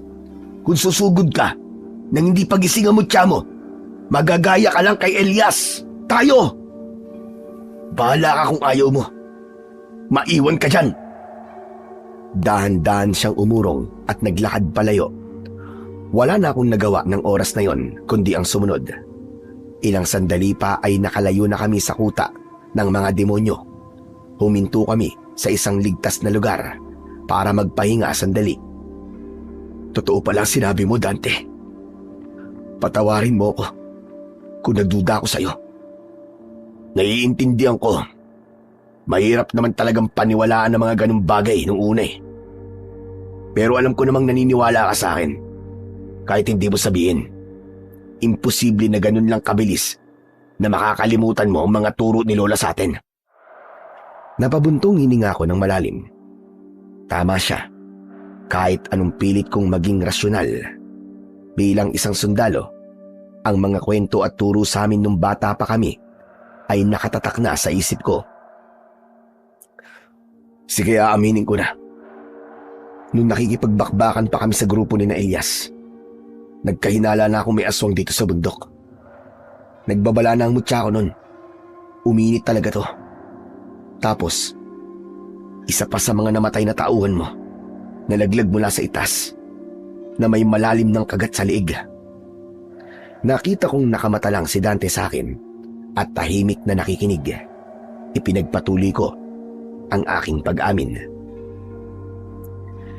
Pinilit ko lang ipagwalang bahala ang lahat dahil ayokong maniwala sa mga bagay na hindi ko pa nakikita. Pero ngayon malinaw na sa akin ang lahat, Dante. Kapag nagising na itong mutya ko, ipinapangako kong buburahin ko sa mapa ang sitio maligno na yan. Uubusin ko ang lahat ng mga halimaw para wala na silang mapatay ng mga inosenteng tao. Tumango si Dante at tipid na ngumiti. Idinikit niya ang kanyang balikat sa aking balikat. Tapos ay tinapik-tapik niya ang likuran ko ng mariin. Napangiti ako sa ginawa niyang yon dahil naaalala ko madalas namin tong gawin nung mga bata pa kami kapag may pinaplano kaming kalokohan. Yan ang gusto kong marinig sa'yo, Franco. Muli ay nagkatingin ng kaming dalawa. Sa sandaling yon ay naramdaman kong nabura na ang galit namin sa isa't isa. Yung pader na namamagitan sa aming dalawa, Dahil sa magkaiba naming prinsipyo ay gumuho na. Nagkasundo na kami sa iisang layunin. Tara na, bumalik na tayo sa kampo, tol. Ipinagpatuloy na namin ang paglalakad pabalik sa kampo at ilang sandali lang nakarating na nga kami. Agad na sinalubong kami ng mga tauhan niya at ipinaghanda kami ng makakain. Kumain na muna tayo. Nagutom ako ng gusto. Talaga? Kaya mong kumain? Sa kabila ng nakita mo doon sa tuktok? Abay, bakit hindi? Kailangan kong kumain at magpalakas para mabuhay, Franco. Kaya piliin mo ding kumain. Huwag kang mag-alala. Masarap magluto ang asawa ni Berto. Naupo na siya sa isang mahabang mesa sa ilalim ng puno.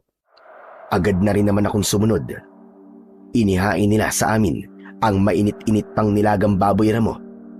Kahit madaming tumatakbo sa isip ko, bigla akong nakaramdam ng sobrang gutom nang maamoy ang masarap na pagkaing nakahain. Sige na, banat na. Pampalakas ng tuhod yan. Kumuha ako ng kanin at sabaw. Totoo nga, sa unang higop ko pa lang, parang bumalik nga ang sigla ng katawan ko. Nagpatuloy kami sa pagkain hanggang sa mabusog.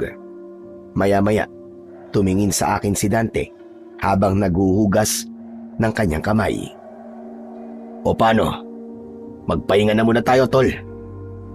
Sige, Dante. Tumayo na si Dante at naglakad. Tapos ay naupo sa isang tumba-tumba sa di kalayuan. Hawak niya ang kanyang armas habang nakatanaw sa malayo. Ako naman ay tumayo na rin at pumasok sa loob ng aking tolda para umidlip sandali. Dahil sa sobrang pagod ng katawan, hindi ko na malayang mabilis akong nakatulog.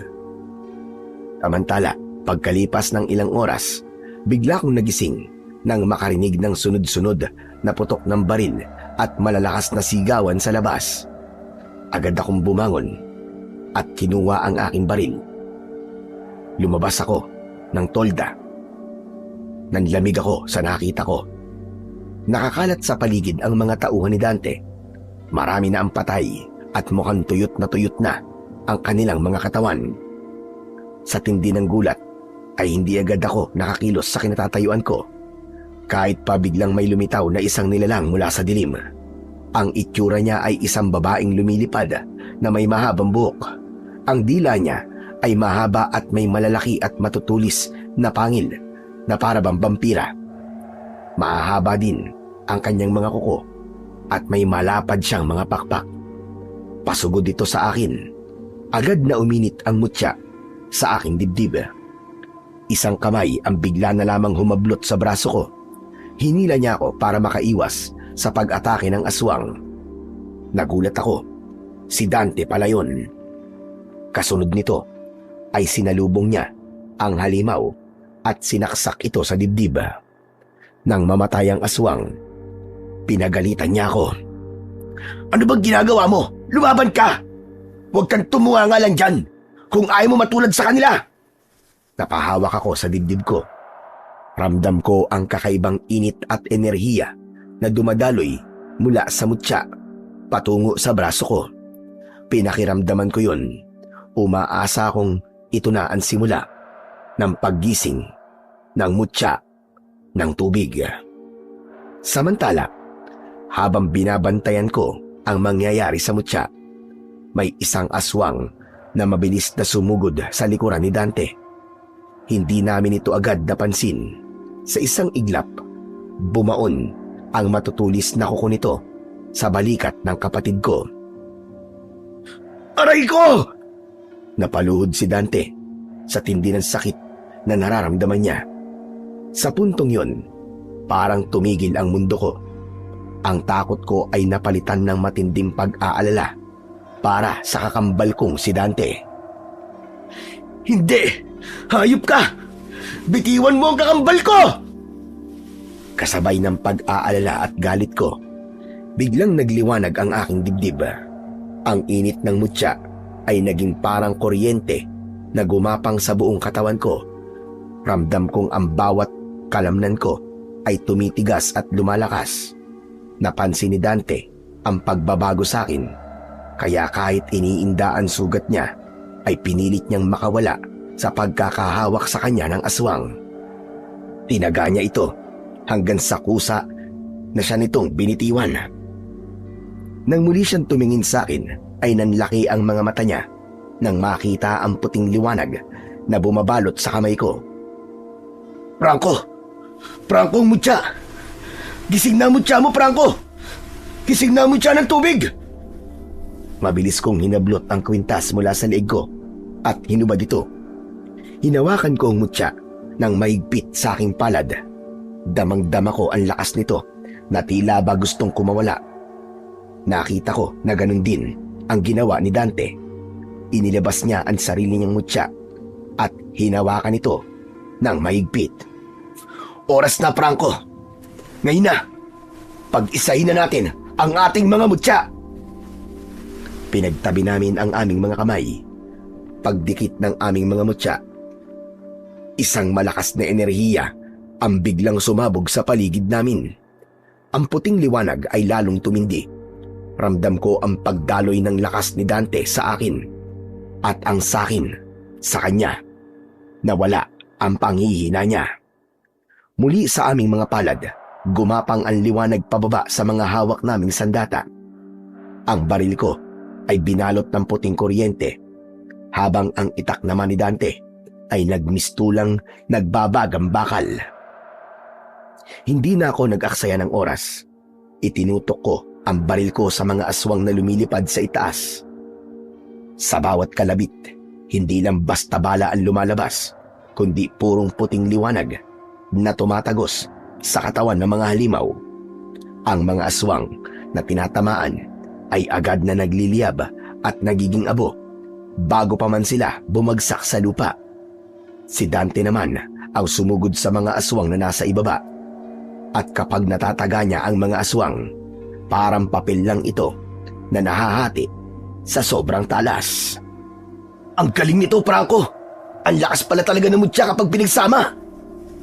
Galit na sumugod ang mga aswang, pero bago sila makalapit, mabilis silang napapatay ni Dante. Mga salot kayo! Akala niyo ba matatakot niyo pa kami? Tapos na kayong lahat ngayon! Napatingin ako sa kanya, pero agad ding napatingala nang may makitang isang aswang na sumugod mula sa itaas. Puntirya niya si Dante. Agad kong kinalabit ang gatilyo ng baril. Natamaan ng aswang at tulad ng iba, nasunog din ito at naging abo. Huwag kang magpakampante! Marami pa sila! Manatili kang alerto! Ano ka ba? Ayos lang! Andiyan ka naman para iligtas ako eh. Saka hindi na ako takot, no? Kahit ilang pa silang dumating, ngayon na nasa atin ang kapangyarihan na pinagsamang mutya. Wala na silang laban sa atin. Tumigil ka nga. Laban muna, bago yabang. Ito naman masyadong seryoso, nagbibiro lang eh. Sige na, ito na po. Lalaban na po. Nagpatuloy ang laban, at sa pagkakataong ito, hindi na kami hiwalay na gumagalaw. Dahil ako ang may hawak ng baril, ako ang pumesto sa iisang lugar para abangan ang mga sumusugod na aswang mula sa malayo. Ako ang nagsisilbing pader namin. Nanatili akong nakatayo sa gitna at walang humpay na nagpapaputok sa mga sumusubok na lumapit. Si Dante naman ang naging taga-atake sa mga aswang na nakakalusot sa bala ko. Habang abala kami sa pakikipaglaban, napansin kong parang humihina ang ilaw ng mga sandata namin kapag nagkakalayo kami. Kabaligtaran naman ito ang magiging epekto kapag magkakalapit kami. Dante, huwag kang lalayo sa akin ha. Humihina ang mutya kapag naghihiwalay tayo. Basta, dito ka lang sa tabi ko. Agad na napaatras si Dante at idinikit ang kanyang likod sa likod ko. Sa sandaling magkadikit ang aming mga balikat, muling sumiklab ang puting liwanag sa baril ko at sa kanyang itak. Dahil dito, wala nang aswang ang makalapit sa amin ng 2 metro nang hindi natutupok ng apoy. Pero hindi nagtagal, biglang may narinig kami. Isang nakabibinging tinik ang umalingaw-ngaw sa paligid. Napahawak ako sa tenga ko sa sobrang sakit ng tunog. Maging ang mga maliliit na aswang ay natigilan at umatras. Parang nagbigay sila ng daan. Mula sa madilim na gubat, lumabas ang isang aswang. Ayan na! Dumating na ang reyna nila! Mag-iingat ka, Franco! Oo, tol, ikaw din. Mukhang iba ang isang to. Hindi tayo pwede magpakampante. Sa laki niya, mukhang mahihirapan tayo. Iba ito sa mga ordinaryong aswang na kasama niya. Mas hamak na malaki ito kumpara sa iba. Ang balat niya ay kulubot na kulubot at kulay abo. Ang mga pakpak nito ay malalapad at makapal. Ang mukha niya ay hindi na halos mukhang tao. Mas malapit ito sa anyo ng isang demonyo na may dalawang mahahaba at malalaking sungay sa noo. Nanlilisik din ang kanyang mga mata. Franco, handa ka na ba? Ito na yun. Wala nang atrasan to, tol. Oo, tol. Handang-handa na ako. Kaya natin to. Naniniwala akong kaya natin to. Basta't magkasama tayo. Sumugod ang reyna. Mabilis ito kahit malaki. Sa isang kumpas ng pakpak niya, nagkaroon ng malakas na hangin na nagpatalsik sa mga gamit sa kampo. Sinubukan kong barilin ito, pero ang bala ko ay tumalbog lang sa makakapal niyang balat. Nang makalapit ito, ay agad siyang sinugod ng saksak ni Dante. Pero agad na nakabuelo ang reyna. Hinampas niya si Dante. Tumalsik siya sa batuhan. Agad akong napatakbo palapit sa kanya habang hindi inaalis ang tingin sa dambuhalang aswang. Dante! Ayos ka lang ba? Dante! Sumagot ka, Dante! Nakita kong dumain si Dante at pilit na itinukod ang kanyang mga kamay sa lupa para bumangon. Pero hirap na hirap siya at napaluhod. Napahawak siya sa kanyang tagiliran. Nakita kong duguan ito at may malalim na sugat. Huwag mo akong alalahanin, tol. Harapin mo siya, sige na. Huwag mo siyang hayaan na masaktan ka. Itinutok kong muli ang baril sa muka ng reyna at kinilabit ang gatilyo. Pero hindi na ito pumutok. Ubos na ang bala. Tumitig sa akin ng reyna at ngumisi. Kita ang matatalim at maduduming ngipin nito. Mabilis itong sumugod sa akin. Kaya wala akong nagawa kundi hugutin ang punyal na nakasukbit sa aking tagiliran. Ang punyal na ito ay dating pagmamay-ari ng lola ko. Gawa ito sa tanso at pinagyaman ng malalakas na orasyon para maging sandata laban sa mga makapangyarihang aswang. Nagsimula ang mano-manong laban. Bawat sugod niya naiilagan ko at pilit na sinasaksak ang braso niya gamit ang punyal. Pero masyado siyang malakas. Nagagalusan lang siya at di naman masyadong naaapektuhan sa ginagawa ko. Ilang sandali pa, bigla niya akong sinipa. Tumalsik din ako at gumulong sa lupa, katabi ni Dante. Pareho na kaming duguan, hingal at pagod na. Pinalibutan na kami ng mga aswang at naghihintay na lang na tapusin kami ng kanilang reyna. Kapatid ko, mukhang hanggang dito na lang tayo. Tumingin ako sa reyna. Naglalakad na ito palapit sa amin. Dahan-dahang ninanamnam niya ang aming takot. Tumingin ako sa mutya ni Dante na nasa kanyang kamay. Umiilaw pa rin ito pero mahina na. Tulad ng lakas niya na unti-unti na ring nawawala. Tinignan ko rin ang sakin. Hindi pwede. Hindi tayo mamamatay dito, tol. Hindi pwedeng manalo ang halimaw na yan. Hindi pa to tapos. Kinuha ko ang kwintas ni Dante. Nagulat siya sa ginawa ko, pero wala na siyang lakas para pigilan ako. Hinawakan ko ang mutya niya sa kaliwang kamay at ang mutya ko naman ay sa kanan. Hinarap ko ang reyna na ngayon ay nasa tapat ko na at akmang itatarak na ang mahahaba niyang kuko sa aking katawan. Hayop ka! Katapusan mo na! Pinagdikit ko ng mariin ang 2 bato sa tapat ng dibdib ko. Ibinuhos ko ang lahat ng galit, lahat ng tapang at ang kagustuhan kong mabuhay sa ginawa kong yon. At ilang segundo lang, isang nakabubulag na liwanag ang sumabog mula sa aking mga kamay. Napapikit ang reyna at napaatras. Para siyang napaso at yung mga aswang na nasa malapit, nasunog sila at naabo. Nang imulat ko ang aking mga mata, wala na ang 2 bato. Naging isa na ito. Hinawakan ko ito sa kaliwa kong kamay. Samantala, ang punyal naman na hawak ko ay parang humaba at naging isang nagliliwanag na espada.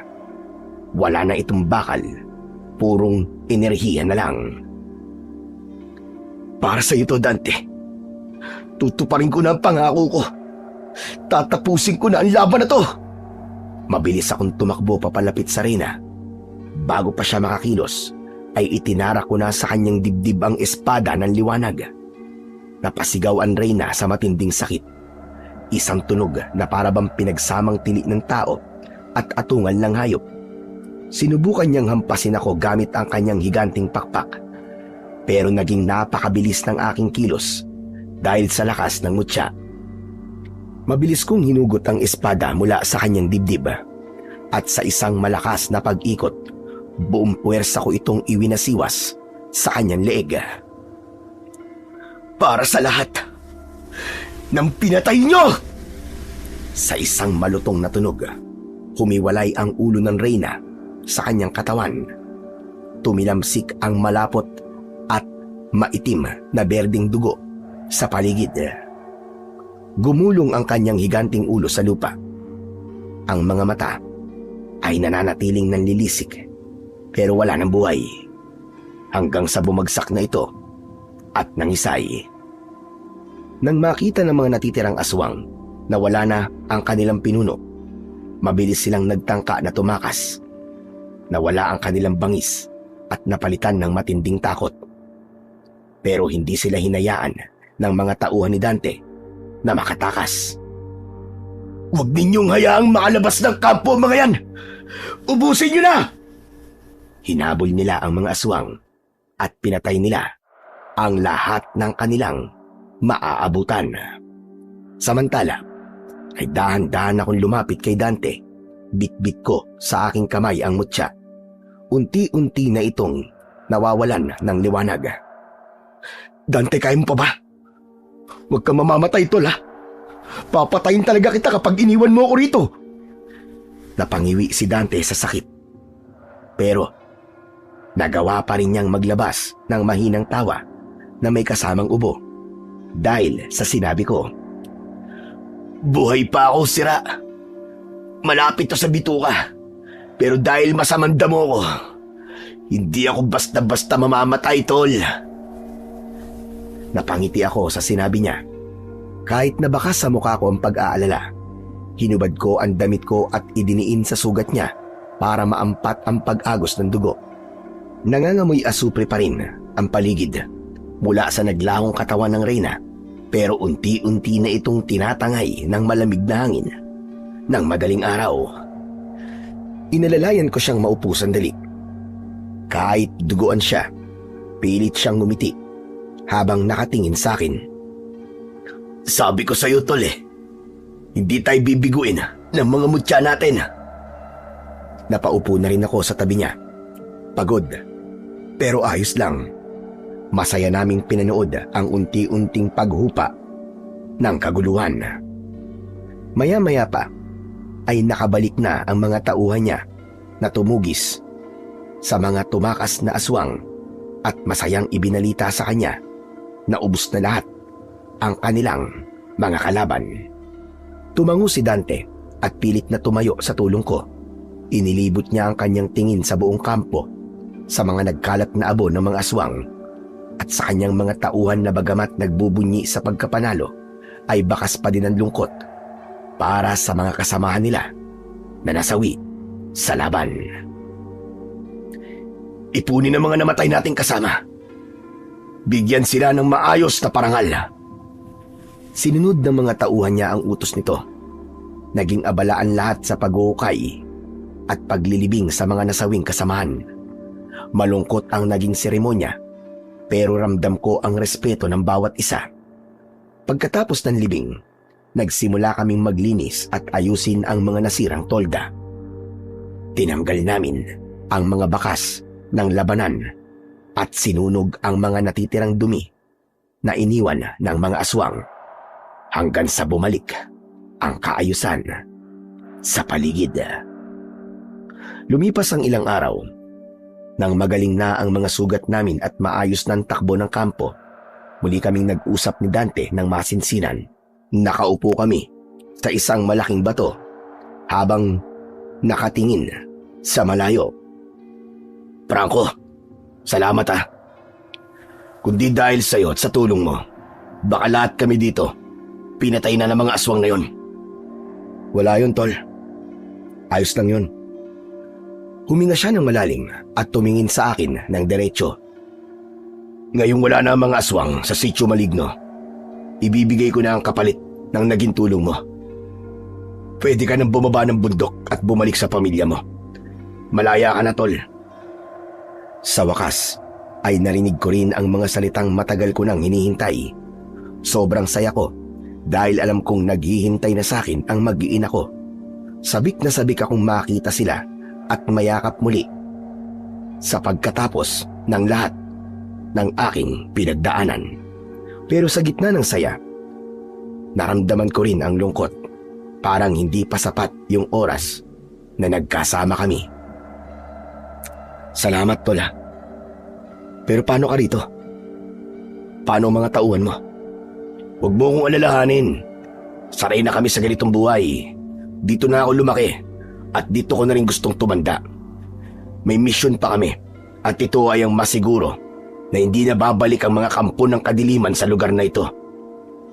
Ayaw niyo talagang bumaba? Mapanganib na ang mabuhay sa labas ng kampo, Franco. Alam kong batid mo yan.